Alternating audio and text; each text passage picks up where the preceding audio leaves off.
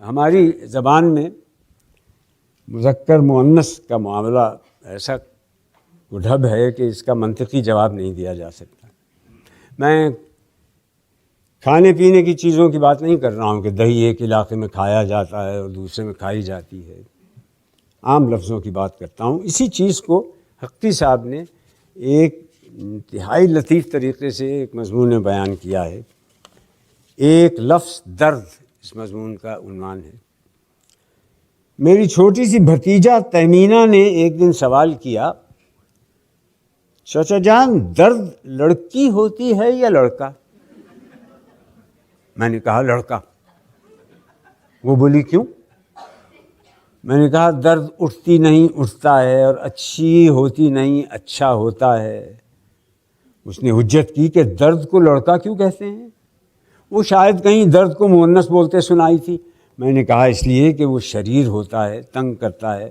لڑکیاں تو شرارت نہیں کرتی، وہ تو تکلیف نہیں پہنچاتی، آرام پہنچاتی ہیں نا۔ وہ بولی مگر تکلیف تو لڑکی ہے اور آرام لڑکا۔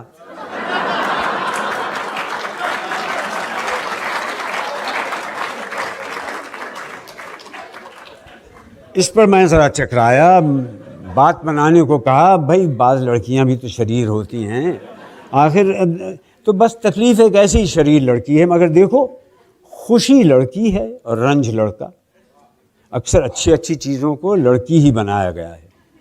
اس پر وہ کچھ سوچ میں پڑ گئی، پھر بولی اچھا تو ان چیزوں کو لڑکا اور لڑکی کون بناتا ہے؟ میں نے کہا بولنے والوں نے بنایا ہے، جیسے اللہ میاں نے کسی کو لڑکا کسی کو لڑکی بنا کر بھیج دیا ہے۔ کہنے لگی وہ تو اس لیے بناتے ہیں کہ بڑے ہوں گے تو ان کا بیاہ ہو جائے گا، تو کیا درد اور تکلیف کا بھی بیاہ ہو سکتا ہے؟ اس کی منطق میرے لیے خاصی ٹیڑھی کھیر بن گئی تھی۔ پہلے تو میں فقط ہنس دیا ذرا مہلت لینے کے لیے کہ کوئی نکتہ سوجھے تو اس کو کچھ بتاؤں، کچھ نہ کچھ تو مجھے کہنا تھا۔ میں نے کہا ہاں ہو سکتا ہے، بلکہ ہوتا ہے، جسمانی درد کا دلی تکلیف کے ساتھ جوڑ لگتا ہی ہے، دونوں ایک ہی ذات کے ہیں۔ تہمینہ پوچھنے لگی پھر کیا ان کے بچے بھی ہوتے ہیں؟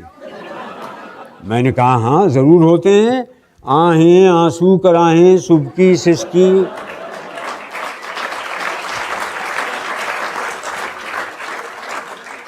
انہی کے بچے تو ہیں۔ آنسو کو شاعر لوگ شریر لڑکا ہی بتاتے رہے، آنسو ٹھہرتا نہیں، گھر سے نکل پڑتا ہے۔ وہ بولی ٹھہریے ٹھہریے، ایک آنسو کو چھوڑ کر یہ تو سب لڑکیاں ہی لڑکیاں ہیں، آہیں کراہیں توبہ اف سسکی۔ میں نے کہا کیا مذائقہ ہے، ان کے لیے کوئی جہیز وغیرہ کا انتظام تو کرنا نہیں پڑتا۔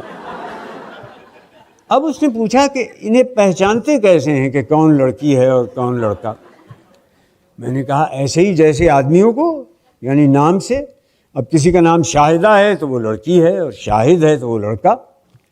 شاہد کی طرح زاہد، قاصد، والد، مرشد، قائد سب لڑکے شمار ہوں گے۔ یہاں میں نے خود ہی اپنے آپ کو پھندے میں پھنسا لیا۔ وہ جھٹ بولی مگر قاعدہ تو لڑکا ہے، جب شاہدہ لڑکی ہے تو قاعدہ اور فائدہ لڑکے کیسے ہو سکتے ہیں؟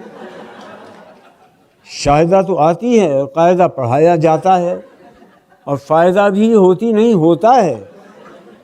میں پھر کھسیانی ہنسی ہنسا، بولا دیکھو یہ ذرا زیادتی ہو گئی، مگر سنو قاعدہ کی جمع قواعد کو مؤنث بنا دیا ہے۔ وہ فوراً بولی قواعد بن جاتے ہیں یا بن جاتی ہیں؟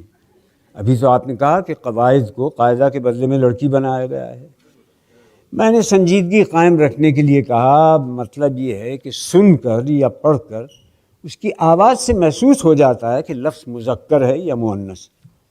اس نے اپنی چلائی، کہنے لگی مجھے تو درد لڑکی لگتی ہے۔